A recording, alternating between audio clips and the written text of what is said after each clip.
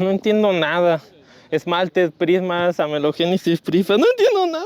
Lo estoy leyendo y mientras más leo, no entiendo. ¡Ey! Espera. Es porque lo estás intentando memorizar. No lo estás entendiendo. Ven, acompáñame, te explicaré algo. Un diente no es solo un objeto, es un sistema completo, un órgano, y este está compuesto por diferentes tejidos, como lo son el esmalte, que nos da protección, la dentina, que nos brinda soporte, y el cemento, que le da fijación al diente. Pero por otro lado también tenemos los tejidos blandos, como la pulpa, que le da vitalidad al diente. Pero bueno, para que lo termines de entender, ven, acompáñame. Te llevará a un lugar maravilloso.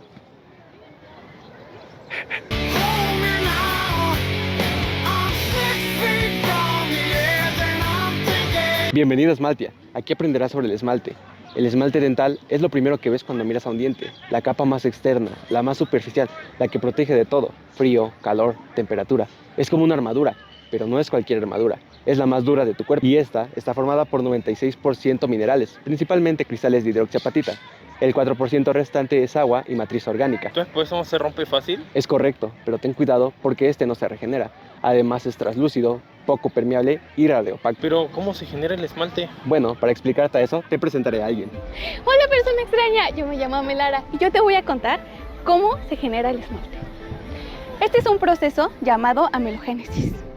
Es un proceso biológico y bioquímico que se encarga de sintetizar y mineralizar este tejido. Y lo más importante, solo va a ocurrir una vez en la vida. La célula encargada de esto es el ameloblasto, una célula muy especializada que viene del órgano del esmalte, cuya única función es formar esmalte. Este proceso tiene sus etapas muy bien organizadas. Primero, los ameloblastos van a pasar por su etapa de formación, donde se van a alargar, se van a organizar y su núcleo se va a desplazar, pero no van a empezar a producir el esmalte de inmediato. Primero tienen que inducir a la formación de dentina. Esto se llama inducción recíproca. Solo cuando ya existe esta primera capa de dentina, los ameloblastos reciben su señal para comenzar y entonces comienza la construcción. En la siguiente etapa, los ameloblastos desarrollan una estructura llamada proceso de Thom, que es la encargada de organizar los cristales del esmalte. A través de esta estructura secretan una matriz que es muy rica en proteínas como amelogeninas y en amelinas. Esta matriz va a funcionar como un molde, un andamio que guía el crecimiento de los cristales de hidroxiapatita. Pero en este momento el esmalte no es duro, tiene mucha agua y muchas proteínas. Solo está mineralizada en un 30%. Después viene la etapa de maduración, donde los ameloblastos van a cambiar su función y van a dejar de construir y van a comenzar a transportar. Eliminan agua y proteínas y al mismo tiempo inducen calcio y fosfato. Esto permite que los cristales crezcan de ancho hasta que el esmalte alcanza su dureza final y finalmente va a formar esa capa protectora que tú ves. Pero entonces me voy a quedar con esto toda la vida. Exacto, pero no solo basta con saber cómo se forma, sino cómo está formado. La unidad principal del esmalte van a ser los prismas, que tienen una forma de cerradura, van desde la dentina hasta la superficie. Están principalmente formados por cristales de hidroxiapatita, organizados y rodeados por una sustancia llamada, como queréis, ¿Cómo? interprismática. Ah, Tienen una composición similar, pero una organización diferente. Además, hay una zona clave, la unión amelodentinaria, que es la zona donde el esmalte y la dentina se unen. Esta puede tener una forma ondulada, lo que va a permitir que no se desprenda fácilmente. Además, puede haber una sustancia aprismática en la superficie, que esto va a permitir que los ácidos no penetren fácilmente. Además, hay una zona que van a contar la historia del esmalte. Imagina esto, cuando tú consumes azúcares, las bacterias de tu boca los convierten en ácidos, por ende el pH baja.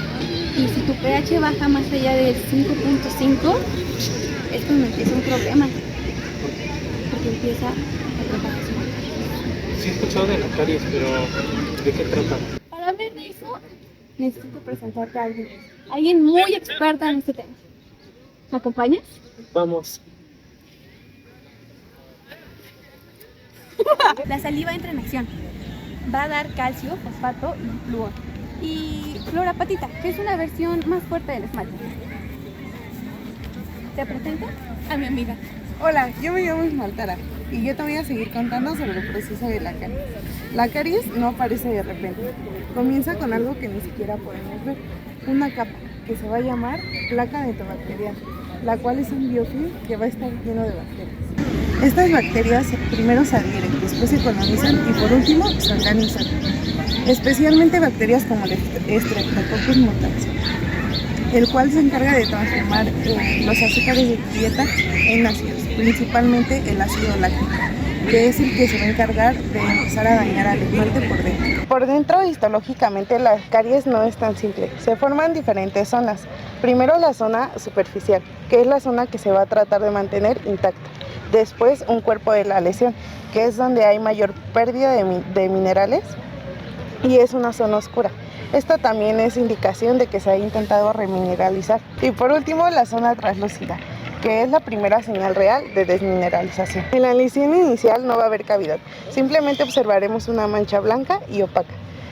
Pero esto ya es una señal de que el esmalte está perdiendo sus minerales que podemos recuperar si en este punto predomina la remineralización. Y todos estos forman una estructura triangular con base hacia la superficie. Pero si el proceso continúa, el esmalte pierde su soporte y comienza una aparición de una cavidad. En este momento el daño es irreversible y las bacterias comienzan a avanzar hacia tu dentina. Pero no es solo una cosa la que causa la caries. Son diversos factores, como las bacterias, los azúcares frecuentes en tu dieta, el tiempo de exposición, la calidad de tu esmalte y la composición de tu saliva. Cuando todos estos factores se alinean, el daño es inevitable.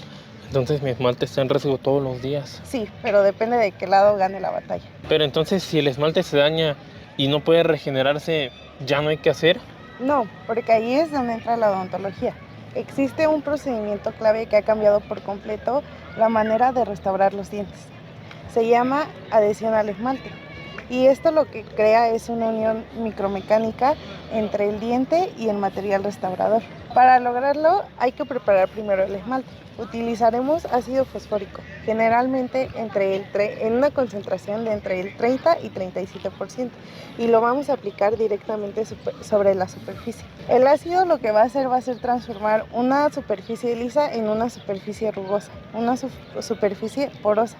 Es decir, va a crear microporos de aproximadamente entre 20 a 30 micras y va a eliminar cualquier contaminante que pueda interferir.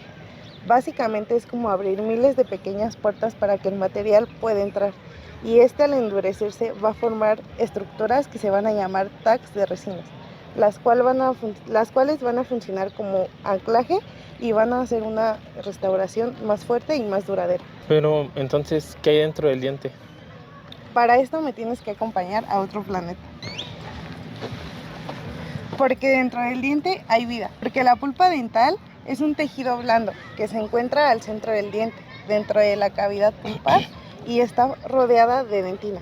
Es decir, también forma parte del complejo dentino-pulpar. Pero no es solo un relleno.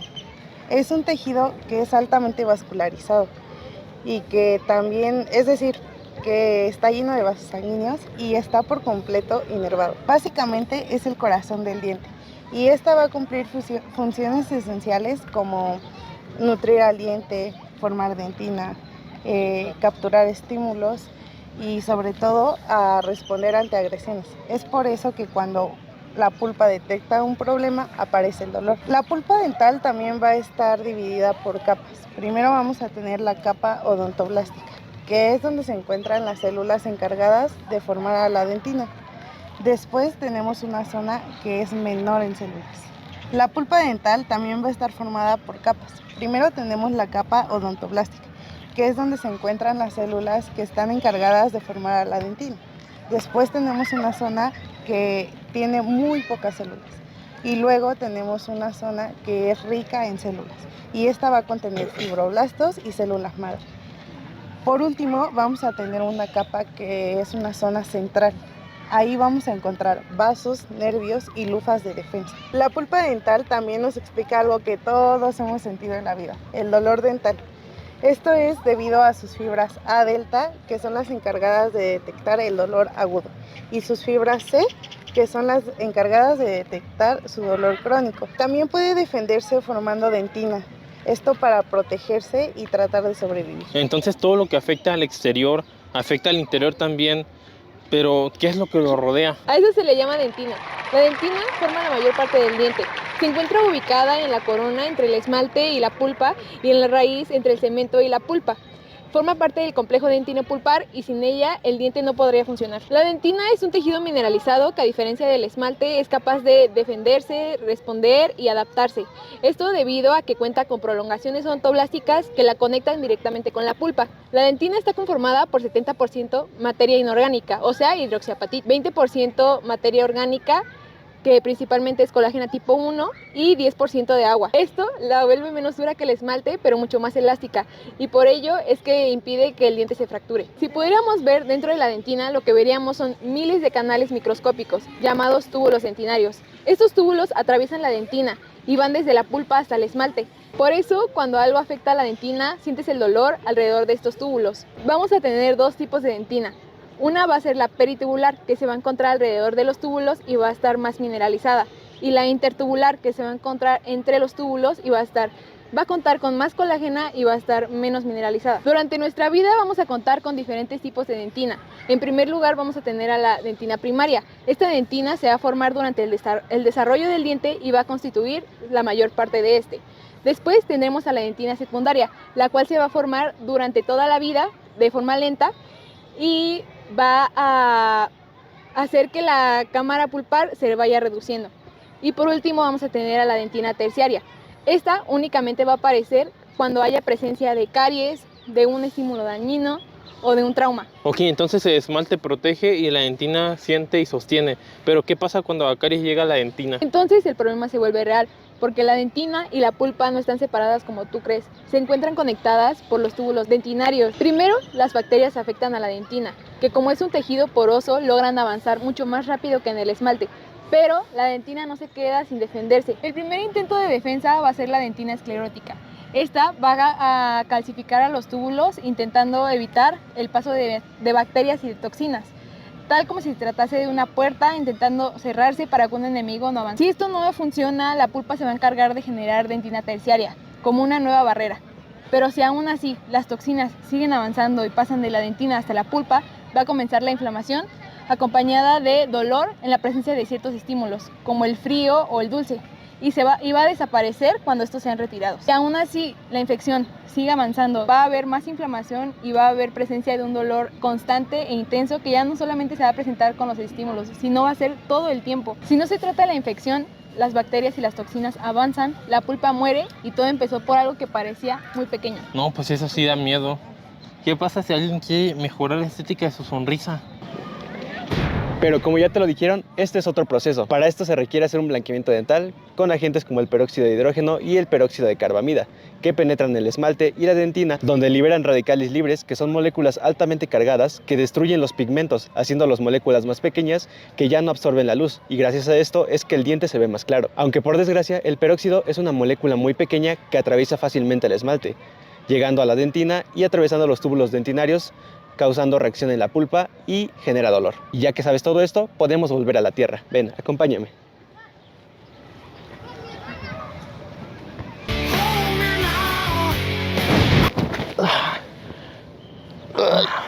Estuvo muy pesado, ¿verdad? Sí. Entonces, todo lo que hacemos dentro y fuera del diente repercute en su salud. Exacto, porque el diente es un sistema vivo que recuerda, reconoce y reacciona a todo lo que le hagas. Wow. Sí.